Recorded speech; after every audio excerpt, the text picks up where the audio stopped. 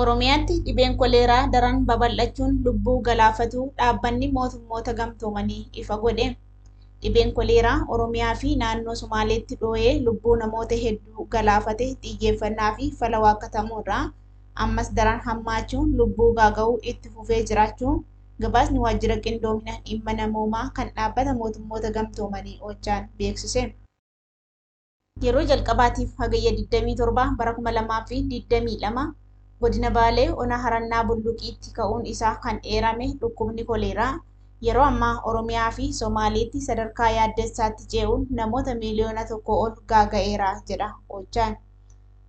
Baatii muddeerraa eegalee bakkoota weerarri koleeraa dhalachuun irraa gabaafamaa ture gandeen 66 kan onoota 8 godinaalee Baalee, Gujii fi godina Arsii Lixaa jalatti argamanii akkasumas onoota 2 naannoo Somaalee godina Liiban jalatti argaman keessattis dhibeen kun haalaan dabalaa dhufe.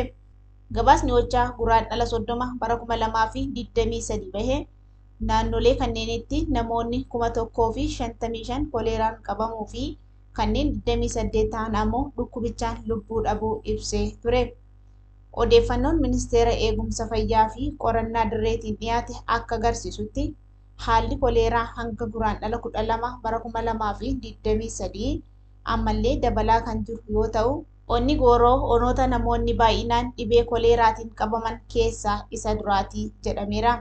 Onichatti gandeen 30 ta'an weerara koleeraatiif saaxilamuun bakkoota Oromiyaa keessaa iddoowwan dhukkuba kanaan gaaga'aman 3 duraa keessa galee jiraachuunis barameera.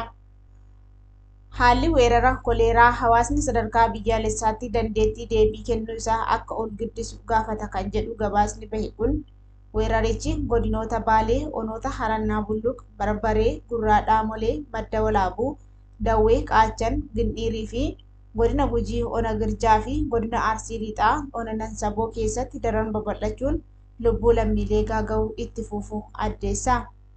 Hanga guraandhala 14 bara 2023 gabaafametti gandeen 120 naannoo Somaalee godina Liiban keessatti argamanittis namoonni weerara koleeraan miidhamuus gabaasni bahe kun ni hubachiisa. Weerarri koleeraa namoota qe'ee irraa buqqa'an keessattis mul'ateera kan jedhe OCHA'n Onkoleessa 10 as Ona Harannaa Bulluq nama 71, Ona Barbarree nama 101 akkasuma Ona Dalloomannaarraa nama 13 walumaa galatti namoonni 191 dhibee kanaan qabamuu eera. Godinni Baalee lafa hongeedhaan haalaan miidhame akkuma ta'etti jira kan jedhe waajjirri qindoomina dhimmoota namoomaa hanqina nyaataa fi weerarri dhukkuboota qilleensaan daddarbanii ka'uunis gabaafamaa jiraachuu addeessa.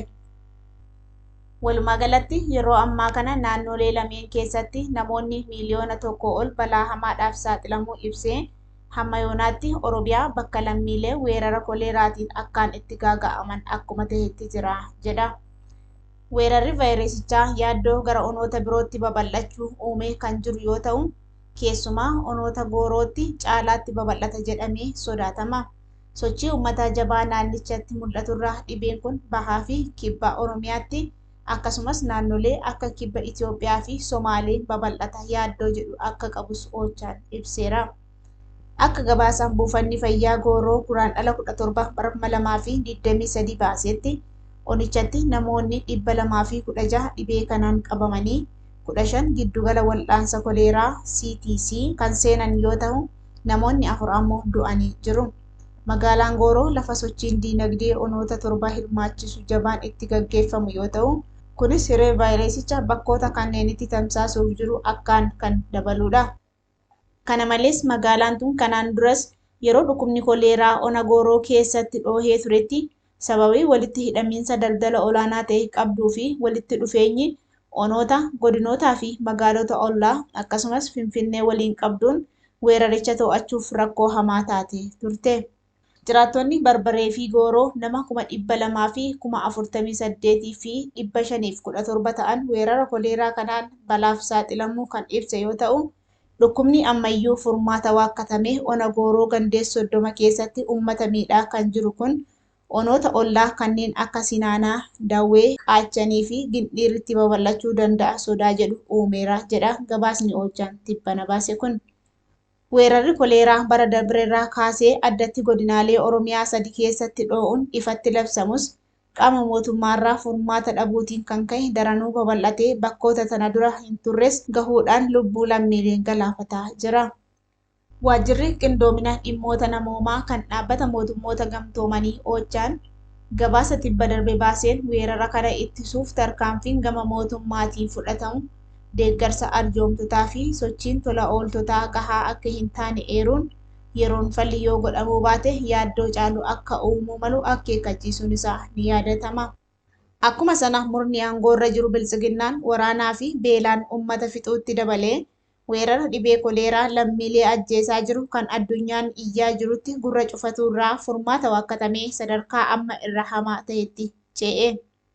Waan ta'eef Inistituutiin Fayyaa Hawaasaa fi Ministeera Fayyaa Impaayeratti maqaa qofatti hafan dabalatee jarmiyoonni miti mootummaa gargaarsa namoomaa fi tola ooltonni biyya keessaa akkasumas qaamoleen idil addunyaa dhimmicha irratti hojjetan dhibee shaffisaan faca'ee lammiilee gaaga'aa jiru kanaaf xiyyeeffannaa olaanaa laachuun lubbuu uummataa baraaruuf sossoo'uu qabu.